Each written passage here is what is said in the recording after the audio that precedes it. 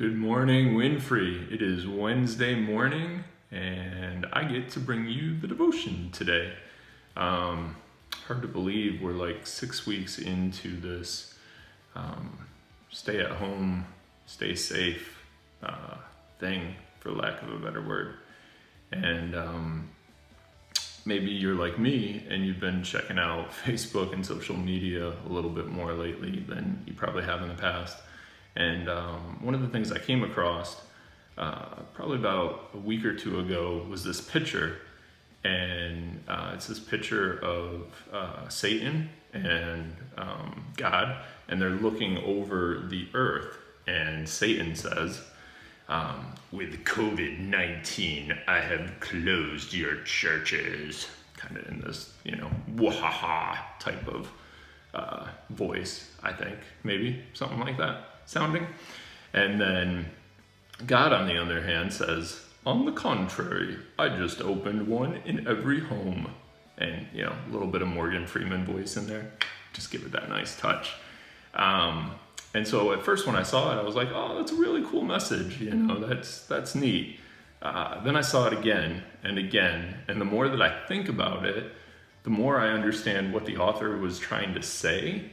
But at the same time, we don't live in a perfect world. And so as much as God wants there to be a church in every home, the reality is that there isn't.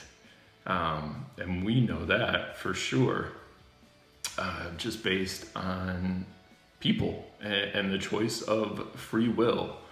And so the problem that I have with that is that it takes away our choice, our free will that God gives us for that. And so what I think it should say is, I just provided an opportunity to open a church in every home. Sorry, there was no accent with that one, but I think that's what it should say, is that God loves us and gives us the choice to love him and follow him and be the church. And so because of that, the ball is still in our court. We have to decide as individual families. And what I mean by that is the people that are under your roof, under the same roof as you, the ones that you have been social distancing with, the ones that you have been staying away from other people. You and your family have to decide if we are going to allow God to use us and be the church or not. We have that choice.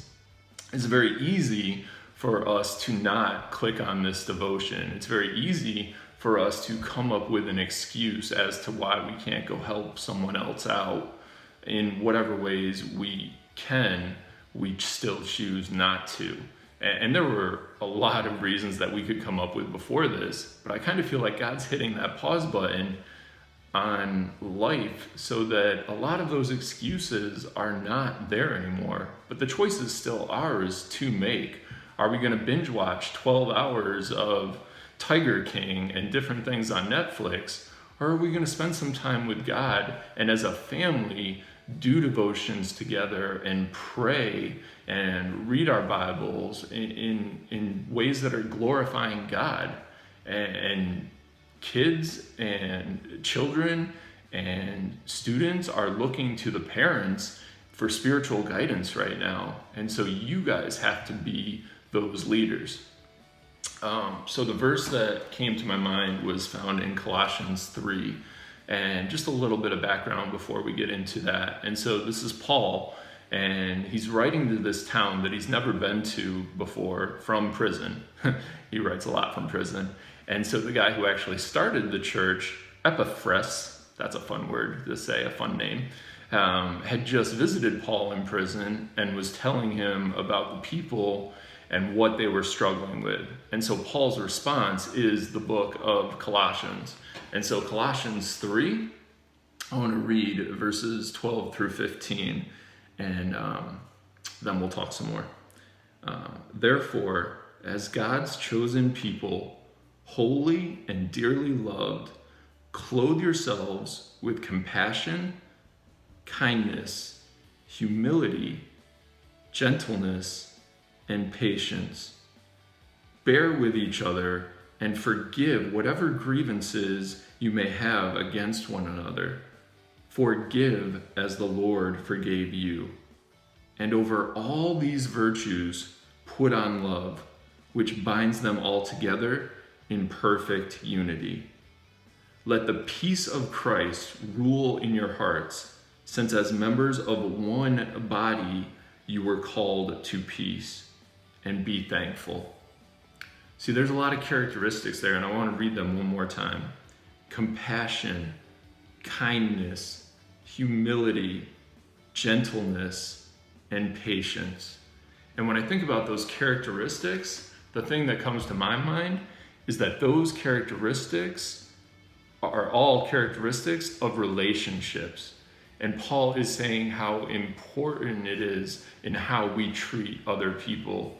And so that's my question to you, and my challenge to you is, which of these characteristics do we need to focus on? And each one is different for each person. But there's some characteristic here that we could focus on a little bit more in how we relate to other people. And so if you have an opportunity to help someone out in some way, shape, or form, I pray that you would act on that and help them out in a way that God has presented it for you to help them out. And if you're in the other boat where you need help, man, please reach out to us at the church, reach out to your deacon, reach out to a neighbor. Because if we don't know what the needs are, then we can't help. And so that is my question to you. Are you going to be someone that is saying, yes, God, use me, use my family during this time. I want my home to be a church for whoever needs it. So that is the question that I leave with you. The ball is in your court, and it's a choice that we all have to make.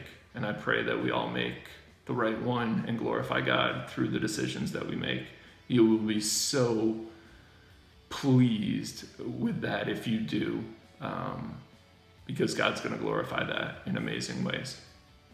So take care, and hope to see you soon, and praying for everyone as we continue to get through this together.